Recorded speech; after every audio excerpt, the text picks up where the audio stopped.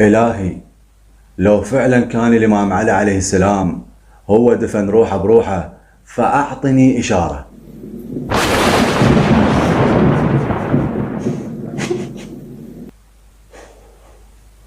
زين إلهي، لو أنت فعلا تحب الإمام علي عليه السلام فأعطني إشارة.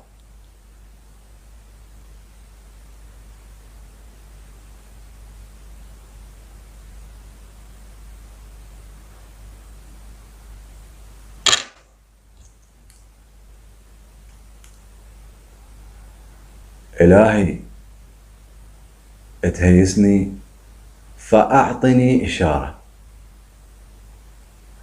وأنا شكيت بالموضوع، لو فعلا تحبك ما خليته يدفن روحه بروحه. المهم إخواني، سؤال مطروح من إنسان طموح: يا ترى لو افترضنا كل البشرية من بني آدم وحواء ماتوا ولم يبقى في الأرض إلا الدفان، زين السؤال اللي يطرح روحه ويتمرغل بالقاع: يا ترى إذا مات الدفان يا هل راح يدفنه؟ طبعا أتذكر من كنا زعاطيط أهلنا يسألونا هذا السؤال، يقولونا إذا ماتوا بني آدم كلهم وجد دفان دفنهم واحد ورا الثاني، زين الدفان إذا مات يا هل يدفنه؟ احنا نقول لهم سهلة، هو الدفان يحفر قبره بنفسه ومن يموت يطم روحه. فيظل الأهل يضحكون. هسه ما أدري بوقتها يضحكون مبهورين من فخامة الجواب، ما أدري يضحكون على هاي الخلفة اللي ما تعرف راسها من رجليها. المهم راحت الأيام أو مرت السنون، إلى أن قبل فترة شفت قصيدة الباسم الكربلائي، والله العظيم قصيدة عجيبة غريبة، بحيث يقول الإمام علي عليه السلام عندما استشهد ما قبل واحد يدفن جسده، لا، هو جم نقب بنفسه، ذب اللثام ودفن روحه بروحه. إلهي، إذا جاي تشاهد ماذا يجري في القصائد الحسينية فأعطني إشارة.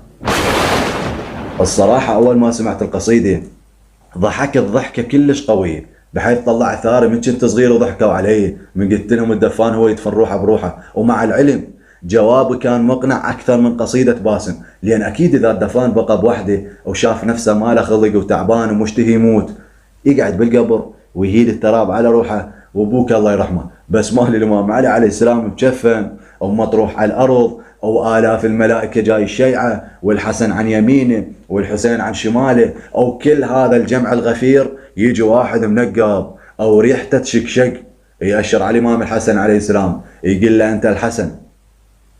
لا أخويا مشتبه، أنا جبار الفارسي.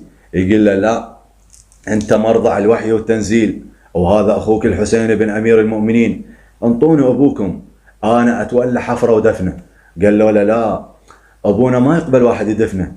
قال لا سلمون جنازتي إلا لشخصين، إلا لأخي الخضر أو الملك جبرائيل. زين السؤال اللي يطرح روحه أو يتناطح بدماغنا: يا ترى أنت ياهو منهم؟ وإذا به يميط اللثام عن وجهه، وإذا هو علي بن أبي طالب. يا الله، ولكم يا الله. علي بن أبي طالب يدفن علي بن أبي طالب. فيلم هندي هذا، الله وكيلك. هسه اذا اجيب لي مخرج هندي وانطيه هاي الروايه اقول له كاكا اريدك تسوي لي هاي الروايه فيلم هندي، يظل يضحك عليه الله وكيلك، يقول لي كاكا نهي اذان جون جاي جا نهي ذهك على اقول الناس نهي. اقول له كاكي اذا انت ما تقبل تسويها فيلم هندي، باسم سواها قصيده حسينيه او قراها على منبر رسول الله صلى الله عليه واله.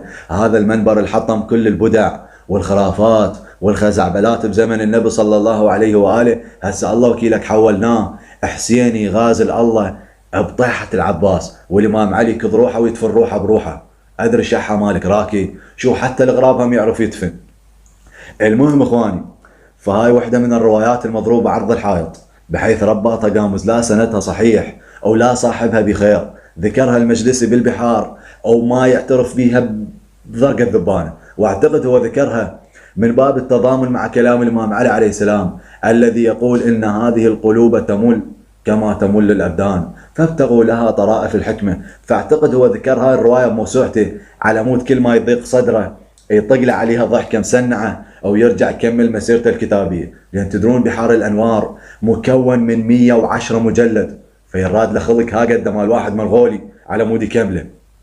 زين المجلس منين يجيب هذا الخلق؟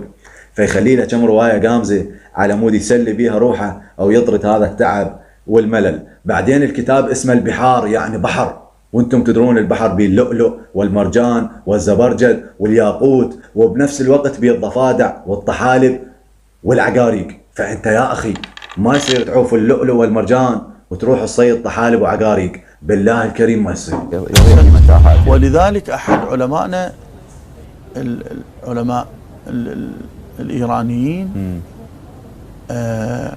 العلامه ابو الحسن الاشعري اتذكر اسمه، من كبار علمائنا، لما يمر ببحار الانوار مع جلاله قدر العلامه المجلسي وثقله العلمي، يقول: ولا يحق لاي احد ان ياخذ من بحار الانوار الا غواص ماهر، لأن علامة المجلسي بالبحار في طور الجمع، عنده مخطوطات كثيرة لازم يجمعهن، ولذلك تسمع نقلت من بعض كتب أصحابنا، هو ما يعرف اسم الكتاب مع احترامي، لأنه تدري بعض الكتب تصل بدون اسم، نعم، بس يعني شايفه بالمخطوطات، وبعضها يعترف يقول نقلت مرسلا عن كتب بعض أصحابنا.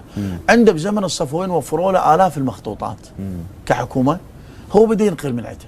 فشي يقول هذا العلامة؟ يقول ما يحق واحد ياخذ من بحار الانوار على ابو روايه انا قراته في البحار. مع احترامي تعال، البحار العلامه المجلسي فيها صحيح من اسمه بحار، في جواهر، أحسن، في طحالب، أحسن، ما يراد له مشكله.